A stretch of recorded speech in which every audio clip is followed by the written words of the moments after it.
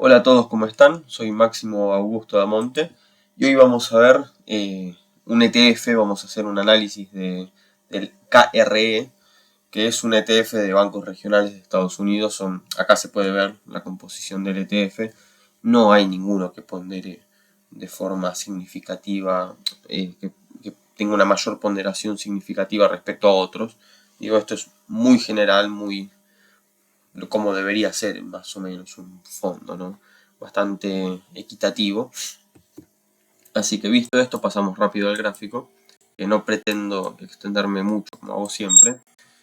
Bueno, acá estoy operando el oro también. Acá lo que estamos viendo es un conteo bastante simple de ver, la verdad. Digo, impulso, retroceso, impulso, retroceso, impulso, fin de un ciclo. Pero débil, un impulso completísimamente débil. De hecho, acá vemos que la onda 4 solapa en el máximo de la onda 1 y no por poquito, digamos. Entonces esto puede pensarse como una pauta de inicio, por tanto no se incumplen con las reglas, pero bueno, hay que tener en cuenta también que no tenemos toda la data de precios previa y analizamos este ciclo desde el inicio, desde el 2008, desde mínimos de marzo del 2009, recordando el gráfico del S&P 500 que lo tenemos muy bien analizado desde el siglo XIX hasta la actualidad. Entonces, pasamos a ver qué es lo que vemos en el gráfico. Tenemos la onda 3 que llega al 1.618 de extensión de la onda 1 respecto de la 2. ¿Qué más tenemos? Bueno, que la onda 5 llega al 200 de Fibonacci y ahí muere. Y acá después tenemos tirados canales, canales duplicados desde el inicio de la estructura. Y acá vemos que este centro de canal es bastante relevante. Y acá vemos que lo toca y lo rechaza con mechas en 2018. Vuelve a intentarlo en el 2021, 2022. Y acá lo pincha, llega a la parte, a este techo de las canalizaciones que tengo.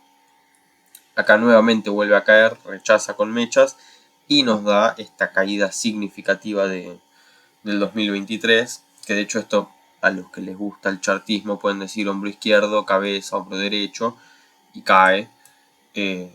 Entonces son constantes dilataciones a este nivel, que ahora lo vamos a ver en más detalle con otro gráfico. Y acá también lo mismo, un rechazo con mecha, un rechazo con mecha y actualmente el precio cayendo. Y acá vemos que en mensual hubo incluso un gap a la baja, por tanto acá se ve cierta debilidad. No hace falta meterse a revisar el conteo con el EWO, porque realmente es un conteo muy simple, es muy claro, es muy fácil de ver. Pero bueno, vamos a bajar a más detalle en semanal. Acá en semanal ya tenemos tirado un canal alcista de esta primera estructura de recuperación.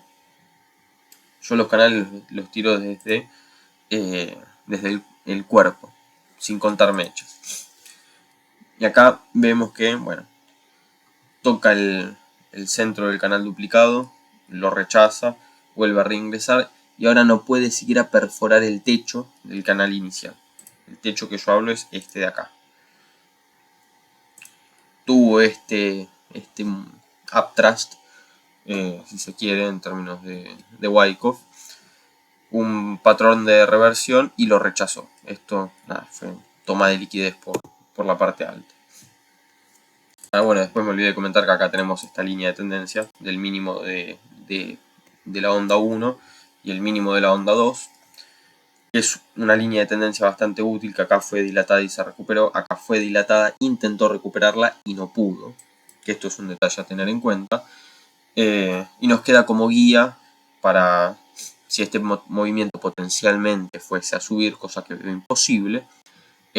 Acá tenemos una resistencia dinámica importante, muy importante a tener en cuenta. Pero bueno, es algo que ahora estamos perdiendo y rechazando. Entonces volvemos. Acá tenemos este primer movimiento, que lo podemos pensar, no sé si lo dije, pero estoy con medio la nariz tapada, medio enfermo. Así que si se escucha eso, nada, sépanlo.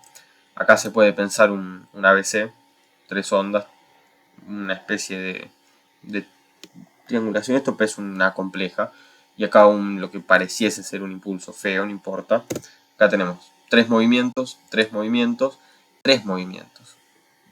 Acá podemos pensar en una pauta final como onda C, dejándonos una estructura de A, B, C, D, E y un máximo más. Sí, es una posibilidad, existe eso. ¿Lo veo posible, lo veo viable? No. No de ninguna manera, no con los índices como están, no con el mercado como está, y no siendo esto un sector de bancos regionales. Digo, es debilidad por todos lados el ETF este. Después vamos a ponerlo sobre el S&P 500 para ver un poquito también. Entonces acá tenemos un WXY que pareciese finalizado con este ABC. Acá tenemos Fibonacci de retroceso de varios movimientos. Este es de todo el gráfico. Este es desde el mínimo de 2023, de abril de 2023. Este del último mínimo de marzo del 25. De abril del 25, perdón, con lo de los aranceles de Trump. Y acá tiro uno más chiquitito que ya lo tengo borrado. Esto nos sirve como para marcar ciertos clusters de Fibonacci y tener zonas de rebotes o de pérdida de momentum en la tendencia bajista y potenciales rebotes. Que es un poco lo que estamos viendo que pasa en este clúster marcado de acá.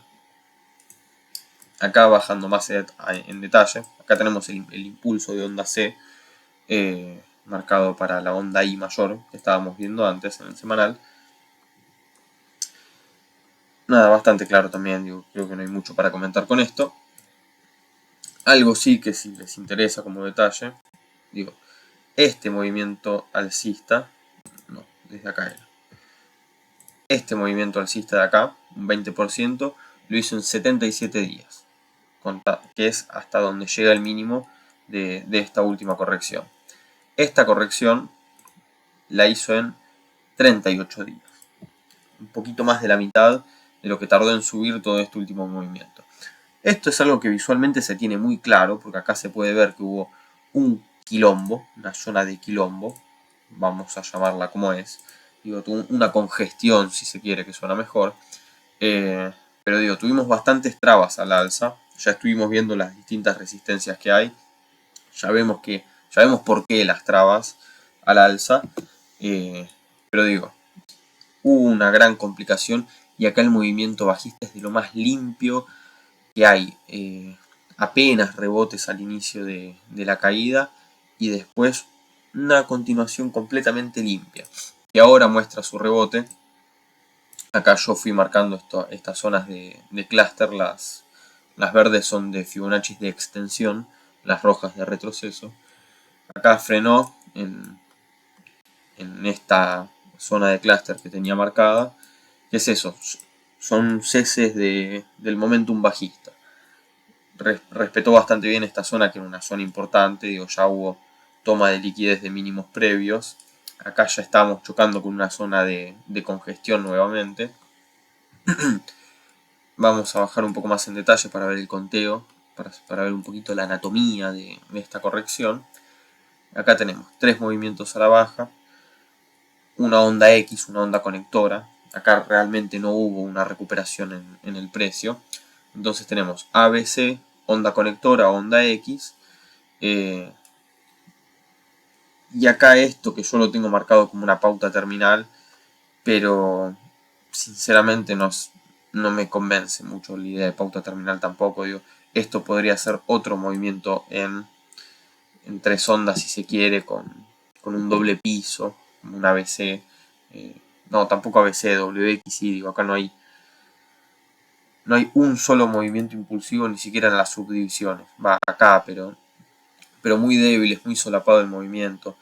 Esto es una compleja, acá la nomenclatura no es lo fundamental, no es lo que más importa. Lo que más importa es marcar las zonas, ver que acá hay un centro de un canal de los tirados en el gráfico mensual, zonas relevantes, clúster de retrocesos, de extensiones, el precio los reconoce, los respeta, los rechaza. Y acá, bueno, yo tenía marcado previamente esto, que es como una pequeña hoja de ruta para el precio. Es algo que en este caso puntual se dio de forma óptima, pero que no va a seguir sucediendo así, lo más probable. Pero sí podemos pensar acá en una primera onda bajista. Vamos a volver al gráfico en diario. De una primera onda bajista, y ahora estamos en la recuperación. Acá también los Fibonacci con una pequeña zonita de clúster. El clúster yo lo saco tirando de un grado menor el Fibonacci. Y acá podemos ver dónde se marcan estas zonas, que acá son bastante estrechas, no marcan mayor diferencia. En otros gráficos sí, o mismo acá se puede ver que sí hay mayores brechas. Por tanto, ahora podríamos estar haciendo un primer movimiento de la recuperación, ahora tener un retroceso, que es lo que se va marcando en esta hoja de ruta, y una onda C o un tercer movimiento correctivo, como onda C o como onda Y, solapado, débil, lento, depende cómo rebote el mercado, si es que rebota, si es que el S&P 500 acompaña el rebote y favorece el rebote. Por eso digo que esta hoja de ruta es algo meramente conceptual, no es algo a seguir al pie de la letra. Pero esta es la zona en la que nos encontramos respecto al conteo, respecto a las zonas. Y ahora vamos a marcar muy rápidamente respecto al índice, al S&P 500. Digo, que por supuesto es la línea azul que acabo de agregar. Digo, acá, en donde el S&P tuvo un movimiento muy limpio al alza, acá, si mal no recuerdo, fue que empezaron a quebrar ciertos bancos regionales en marzo del 23, por eso este movimiento. Pero digo, siempre que el S&P se desarrolló prolijamente al alza, esto tuvo unas complicaciones y una debilidad enorme. Y si se entra en una crisis mayor y el mercado entra, se mete en un quilombo, empieza a tener problemas, el sistema bancario yo no lo veo como el sector más fuerte para el que estar posicionado, muchísimo menos el de los bancos regionales y el de los bancos más chiquitos. Por tanto, la debilidad relativa en el gráfico está, la debilidad relativa en cuanto a fundamentos está. Ahora lo que vamos a hacer es ver este gráfico, que es el mismo activo, pero analizado un poquito más desde el volumen. Este es un gráfico mensual, no vamos a mencionar cada flecha marcada en el gráfico porque son varias y estaríamos bastante tiempo. Pero bueno, muy obviamente rojo debilidad, verde fortaleza. Las naranjas tenues son no demand o no supply. Son velas de testeo, más que nada.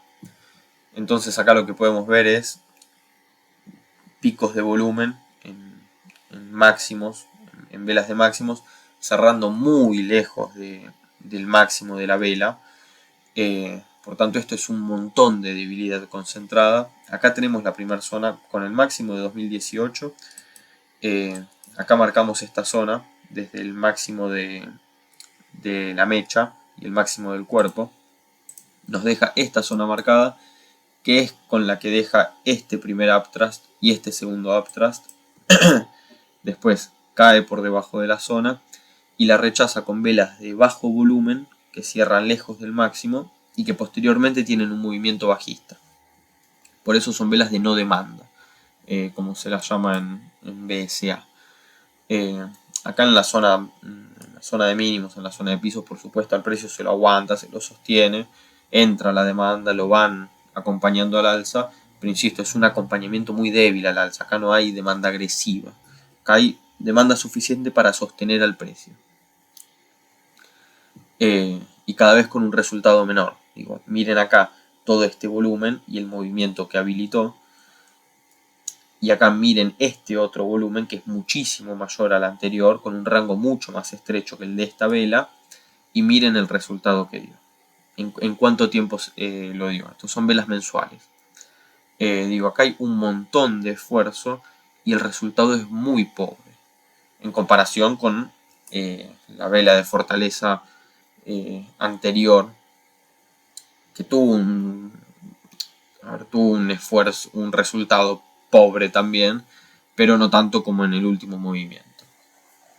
Acá con estas velas nuevamente llegamos a la zona de máximos, rechazamos. Acá habilitamos una nueva zonita, un poco más chica, que también supera, que también tiene dificultades para superar, y acá le entra una cantidad enorme de oferta en esta última vela, en la del mes pasado, cerrando en los mínimos y dejando todo este mechazo en la parte alta. Yo por eso digo, acá es casi imposible la recuperación de este activo, sin ningún tipo de duda. Acá bajando en el gráfico en semanal, vemos un poco más de lo mismo, la debilidad en las velas de máximos, que cierran lejos del máximo de la vela, propiamente dicho. Acá nuevamente se está intentando aguantar al precio, o sea, se lo está aguantando, por eso es que ahora tenemos el rebote con este volumen que entra en una vela estrecha, con el cierre relativamente lejos de mínimos. Ya esta de la semana pasada es mucho más clara, pero bueno, no tuvo el volumen climático que tuvo la de la semana del 9 de marzo.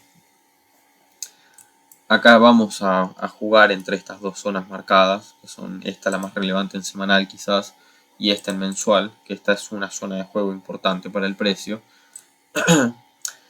Y no mucho más, yo creo que acá se ve bastante claro, insisto, no voy a comentar cada movimiento, pero se puede ver bastante la debilidad. Y el oro sigue cayendo, eso es bueno. Pero nada, esta es un poco la situación. Acá tenemos encima el perfil de volumen, como para ver un poco más claro dónde sería una zona importante para tener en cuenta en este momento. Vamos a hacerlo así, medio ojo rápido. Digo, esta zona de acá es la que posiblemente supere para entrar en la parte baja de este rango violeta marcado acá.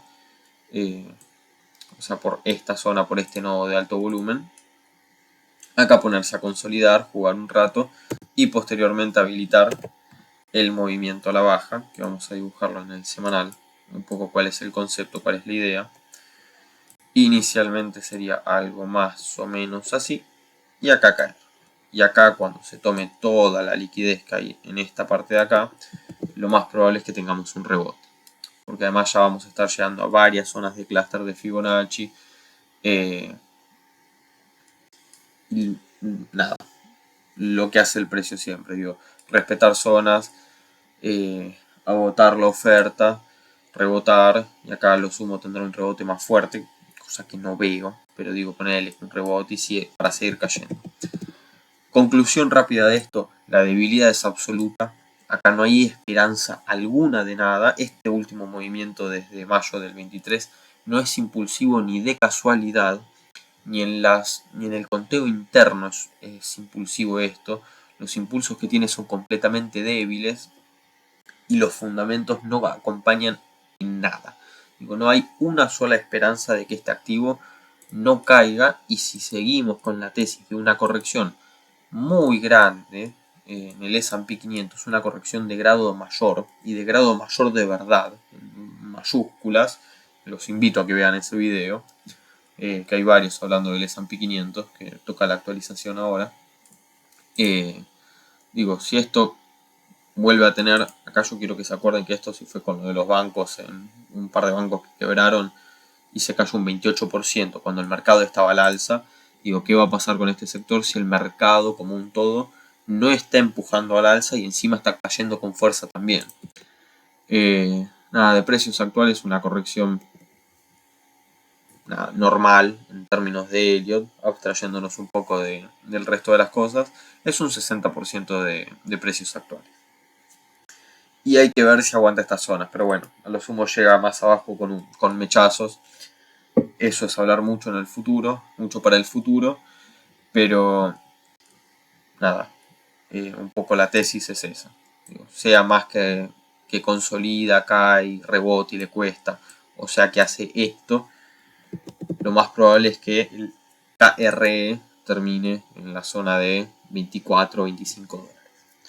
Así que eso fue todo, espero haber sido claro, espero se haya entendido y espero las conclusiones generales del mercado vayan tomando forma, viendo que no hay probablemente ningún sector que se vaya a salvar de esto. Muy rápidamente me acabo de acordar, vamos a pasar al XLF, que lo analizamos en el video de los distintos sectores donde analizamos 10 de los 11 sectores del S&P 500, porque el de Real Estate no lo analicé. Yo creo que estábamos por esta zona, por alguna parte de por acá, y veníamos hablando de que, bueno, viene el oro, sigue cayéndose, veníamos hablando de que esto no tenía perspectiva alguna de seguir al alza, y dicho y hecho, el precio cayó, corrigió, tuvo una gran corrección, y ahora estamos en esta zona de congestión, acá con resistencia que tengo marcadas. Digo, vayan al video, vean, busquen el momento en el que me pongo a hablar del XLF y van a tener este gráfico en mucho más detalle. Pero podría ser una zona potencial de rebote interesante esta. Ya tomamos bastante liquidez de todas estas zonas previas acá. Así que nada, un poco eso para el sector financiero. Acá tenemos los grandes participantes del sector financiero, ¿no? Y así todos están hasta las pelotas. Así que, insisto, a tener en cuenta. Espero haber sido claro, espero les haya gustado. Les mando un abrazo a todos.